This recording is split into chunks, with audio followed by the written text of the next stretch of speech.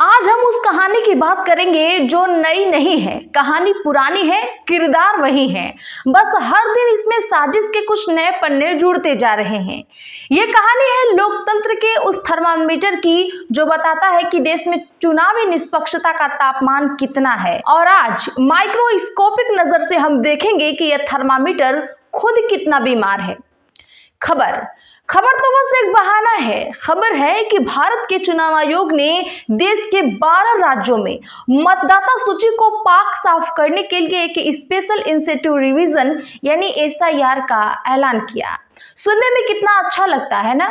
लोकतंत्र का शुद्धिकरण यज्ञ, फर्जी वोटरों को बाहर निकालो, असली को जगह दो, चुनाव को पवित्र बनाओ।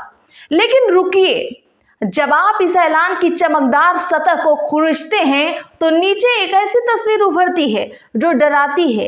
एक ऐसी तस्वीर जिसमें नियम सबके लिए बराबर नहीं है, जिसमें एक जादुई चिट्ठी एक पूरे राज्य को इस यज्ञ से बचा लेती है और जिसमें चुनाव आयोग के मुखिया की दोस्ती उनकी निष्पक्षता पर भारी पड़ती दिखाई देती है।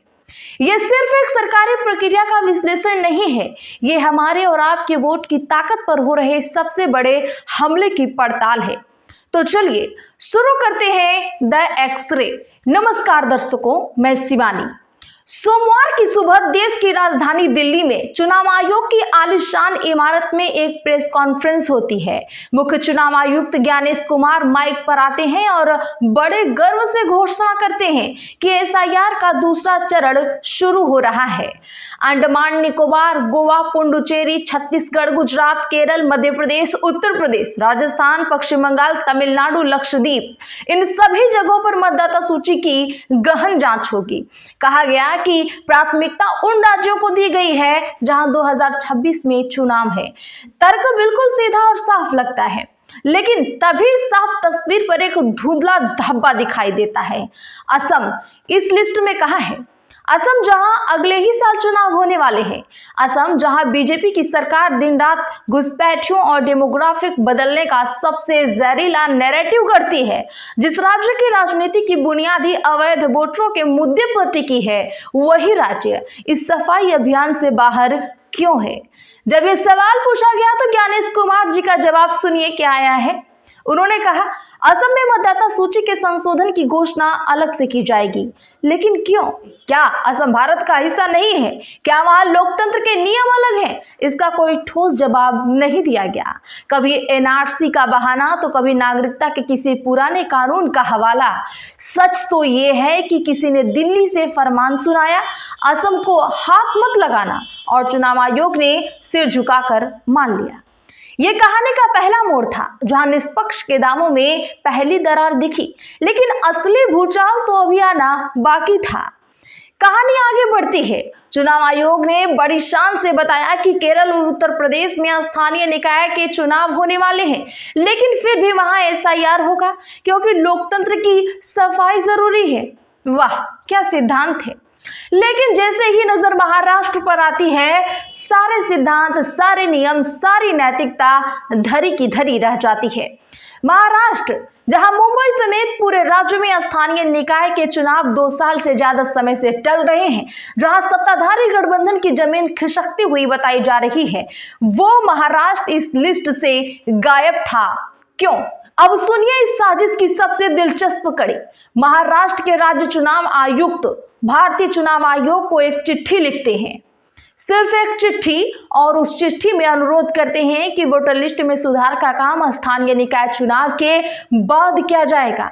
और कमाल तो देखिए, चुनाव आयोग जो पश्चिम बंगाल की मुख्यमंत्री की दर्जनों चिट्ठी को रद्दी के टोकरी में फेंक देता है, वो महाराष्ट्र की एक चिट्ठी पर नतमस्तक हो जाता है। एक झटके में महाराष्ट्र को इस पूरी प्रक्रिया से छूट मिल जाती है। ये कैसा न्याय है? केरल में चुनाव है पर वहां SIR होगा, महाराष्ट्र में नहीं। उत्तर प्रदेश में चुनाव है, वहां SIR होगा पर महाराष्ट्र में नहीं। ये दोहरा मापदंड नहीं तो और क्या है? यह साठ गांठ का खुला खेल नहीं तो और क्या है? द एक्सरे की नजर से देखने पर यह किसी दोस्ती का कर्ज चुकाने जैसा लगता है। एक ऐसी दोस्ती जो लोकतंत्र की छाती पर चढ़कर निभाई जा रही है। जब आपके मन में ये सवाल होगा कि आखिर महाराष्ट्र की बीजेपी शिंदे पवार सरकार को इस पुरानी गड़बड़ियों से भारी वोटर लिस्ट से इतना प्यार क्यों है, क्यों वो नहीं चाहती है कि चुनाव से पहले फर्जी वोटर पकड़े जाएं, इसका जवाब उन जख्मों में छिपा है जो इस सरकार ने महाराष्ट्र की जनता को दिए हैं। किसानों से वादा खिलाफी। प्रधानमंत्री ने किसानों से 6,000 रुपए प्रति क्विंटल सोयाबीन खरीदने का वादा किया था। आज किसान अपनी फसल 3,000 रुपए में बिचौलियों को बेचने पर मजबूर हैं। एमएसपी पर खरीद के लिए एक सेंटर तक नहीं खुला। किसानों को दिवाली अंधेरे में गुजारनी पड़ी। कपास किसान की बर्बादी।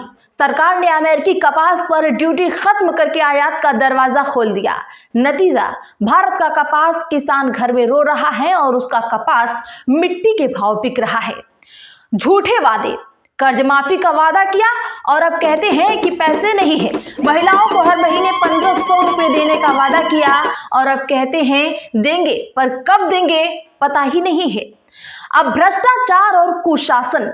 अतिवृष्टि का मुआवजा आज तक लोगों के खाते में नहीं पहुंचा। हर तरफ सिर्फ वादे हैं जो जुमले साबित हो चुके हैं। ये सरकार जानती है कि लोगों में भयानक गुस्सा है। वो जानते हैं कि अगर चुनाव एक साफ सुथरी निष्पक्ष मतदाता सूची पर हुआ तो जनता उन्हें उठाकर फेंक देगी। इसीलिए उन्हें वही पुरानी सूची चाहिए, वही सूची जिसमें लोकसभा और विधानसभा चुनाव के बीच रहस्यमयी तरीके से लाखों वोटर जुड़े गए थे। वही सूची जिसके फर्जीवाड़े के दम बीजेपी ने अपनी सीटें बढ़ाई थी। यह चुनाव जीतने के लिए नहीं बल्कि चुनाव मैनेज करने की तैयारी है और इसी तैयारी को अंजाम देने के लिए हाल ही में गृह मंत्री अमित शाह ने महाराष्ट्र में क्या कहा था? हमें डबल इंजन की नहीं 3 इंजन की सरकार चाहिए। केंद्र में हमारी, राज्य में हमारी और अब स्थानीय निकाय में भी हमारी सरकार। हमने जो काम माधवपुरा में किया है आने वाले समय में माधवपुरा में नहीं रुकेगा वो। हम आपको दिखाएंगे, देश को दिखाएंगे। तैयारी है और इस खेल में चुनाव आयोग एक रेफरी नहीं बल्कि एक टीम का खिलाड़ी बनता जा रहा है। आइए एक बार फिर उस प्रेस कॉन्फ्रेंस में लौटते हैं। ज्ञानेश कुमार जी ने उसमें क्या कहा? हमारा उद्देश्य यह सुनिश्चित करना है कि कोई भी अपात्र मतदाता सूची में ना रहे। सवाल ये है, श्रीमान आपकी नजर में अपात्र कौन है? क्या वो गरीब मजदूर जो काम के लिए पलायन कर गया है, या वो वोटर जो आपकी पसंदीदा पार्टी को वोट नहीं देता? उन्होंने बिहार के एसआईआर की तारीफ में खुद की पीठ थपथपाते हुए कहा, मैं बिहार के 7.5 करोड़ मतदाताओं को नमन करता हूं जिन्होंने एक सफल एसआईआर में भाग लिया। सफल? क्या आप उन लाखों लोगों को भूल गए जिनके नाम सूची से काट दिए गए? क्या आप विपक्ष के उन आरोपों को भूल गए जिन्होंने इसे वोटर लिस्ट की सर्जरी कहा था? यह आत्म प्रशंसा का खेल अब बंद होना चाहिए। जब आपके फैसले एक राज्य के लिए कुछ और दूसरे राज्य के लिए कुछ और होते हैं तो आपकी निष्पक्षता का नकाब खुद ब खुद उतर जाता है। यह सिर्फ महाराष्ट्र या असम की कहानी नहीं है दर्शकों, यह भारत के लोकतंत्र की कहानी है जिसके सबसे बड़े स्तंभ को धीरे धीरे खोखला किया जा रहा है। चुनाव आयोग एक ऐसी संस्था है जिसे सरकार की आंखों में आंखें डालकर सवाल पूछने चाहिए, लेकिन आज वो सरकार के इशारों पर अपनी नजरें झुकाता दिख रहा है। तो आज के लिए बस इतना ही, लेकिन सवाल पूछना मत बंद कीजिएगा, क्योंकि जिस दिन से आपने सवाल पूछना बंद कर दिया उस दिन से लोकतंत्र की सांसें उखड़ने लगेंगी। चैनल को सब्सक्राइब करें, वीडियो को लाइक करके ज्यादा से ज्यादा लोगों में शेयर जरूर करें।